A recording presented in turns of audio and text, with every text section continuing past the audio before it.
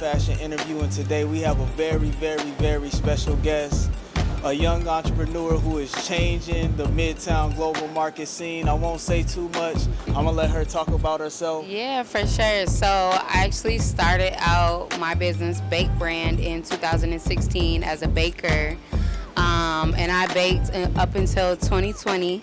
Once the pandemic started and business started slowing down, I kind of just decided I lost my passion for baking, and I always cooked, and everybody would ask me to cook and cater and all that. So I wanted to switch things up, and that's when I started doing more catering, selling plates, meals, all that type of stuff. And then when George Floyd passed, we was doing a lot of like passing out meals and food and doing drives and stuff. And after that, I got connected with Midtown Global Market. Actually, it's so funny. I always tell this story as like planting seeds that you just never know how they're gonna grow. And so I connected with a couple people in Midtown Global Market when I did a community cleanup after the uprise after George Floyd got murdered. And somehow I ended up here with my first business. And so it just was meant to be. I had a partnership here doing events, which actually I was doing events with Nisha. And this space was just calling my name. Like, I was over here one day when we did an event, and I was like, I don't know, this space is closed down. Like, I'm gonna sit over here and set up. And I just kind of manifested it, I feel like. So, and everybody loves the food. I have a signature sauce called butter sauce. Y'all have had it. And that is like the foundation of the kitchen. Like, we have a flavor that nobody else has. And so that's what kind of separates us from other restaurants. And I think I'm gonna keep going on the food side. Powerful stuff. A dream that manifested into the global market and is still expanding to this day. And so just talk a little bit about, what do you think of when you think of somebody that comes to the kitchen? What's some of the food choices for people that may not have had the kitchen? Yep. What do you recommend for those people? The kitchen is actually a comfort kitchen. So we specialize in comfort food. For us, comfort food literally is what makes you comfortable. So we have some soul food options, like we have our spicy cabbage, which is a signature, but that stuffed turkey leg is the ultimate comfort. I mean, that's that Thanksgiving itis that you're gonna get. And then we have bakery items. You know, if you have a sweet tooth, we have Kool-Aid. Like, we have stuff that makes people comfortable. Things that call out to like your childhood. Like, we have the unlimited cereal bar. Like, it's a feel-good kitchen.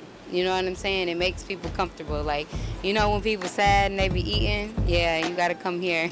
So I know the kitchen it's in the global market, but y'all also host a lot of events. Can you talk about one huge event that I know y'all do often every year? That would be the Black Entrepreneur State Fair. Black Entrepreneur State Fair is actually now a nonprofit organization. We started our first event in 2020 during the middle of the pandemic, and I feel like the pandemic, we all learned a lot, and so with that being such a hard time to pull off such a large event, it happened by God's grace. I don't even know how to this day. Miracles just happened, and it was a success, and it really opened my eyes to the type of platform that I can build in the community that just expands every year. And so this is something that's going to keep growing. It's an annual event at the end of August. It's a week-long event of all Black businesses, entertainers, artists. I mean, we have a lot going on in the Black Entrepreneur State Fair.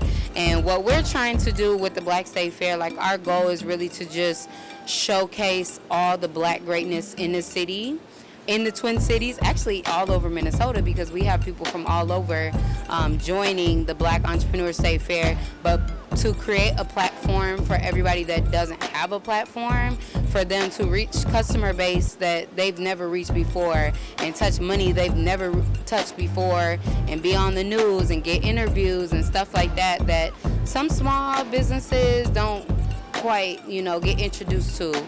And so since we have this platform, like, we want to share it with everybody. Not everybody black-owned businesses, because we paving the way and we're sticking together, and that's how we grow our black dollar. And so just one final question. If there was anything you wanted to tell the young women, the young youth trying to get into the world, trying to start their own businesses, trying to just deal with life, what is some advice that you would like to give them? I think my biggest advice I like to give up-and-coming entrepreneurs and young people, young women, is just to never stop learning. I feel like we're in a generation right now where a lot of people are seeing this fake overnight success, or that you just make it, magically, and so people feel confident in not learning anymore, like they got it all figured out. And that's when you get those humble moments and you really learn that maybe I don't got it. And sometimes people like myself had to do, because I learned a lot through trial and error, is that sometimes you got to take 2 steps back to get 10 steps forward. So I always give the advice of just never stop learning. I mean, literally finding mentors, listening to podcasts, reading books, YouTube University. Like, social media is it's free. It's at everybody's fingertips. So I just never stop learning, because every time you learn something new, you're gonna grow. When you stop searching for that knowledge, your growth stops right there. So that's what I like to tell the young people. Being an entrepreneur and business owner is being busy, so we glad she gave us a little bit of her time. Thank y'all for tuning in to the New Star Fashion interviews and many more amazing people to come. Peace.